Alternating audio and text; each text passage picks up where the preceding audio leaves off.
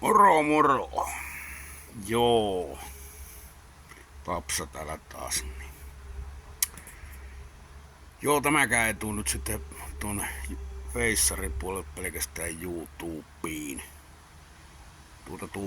Otetaan vielä yksi putriotti käsittely, joka nyt on vähän meikäläistään jaahannut paskaa ja jauhaa kaikista mahdollisista niin sanotusta vastustajistaan paskaa ja maalittaa ja muuta tekee. Tämmönen Porin keisari kuin eräs Olli. Sulla tuntuu arvon luciferiaaninen lahkojohtaja olevan seuraavat periaatteet.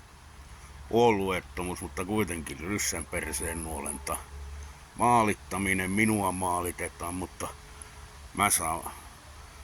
mä en maalita, vaikka sä maalitat. Jauhat paskaa, vetoat johonkin helekkarin uskontoon, sitten vääntelet jotain aivan omia raamatun käännöksiä.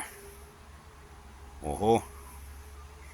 Sitten vielä jauhetaan näistä saakelin rappareista ja mistä kaikista valoista ja riiteistä.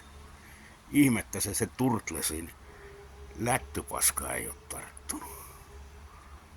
Mutta sanotaanko näin? Jos sinä et halua sitä arvostelua saatavasi niihin omiin julkisiin julkaisuihisi, älä julkaise mitään.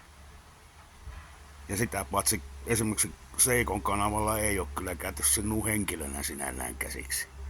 On vaan arvosteltu sun tekemisiä ja sanomisia. Ja sitä putriotismia, joka teillä kaikilla PKK-laisilla tuntuu olevan se pääasia. Että sullekin terveisiä. Älä jauha paskaa. Ja tuossa on sitten merkki. Julkaisusi on ihan täysin ala-arvoista paskaa. Kiitos, moro.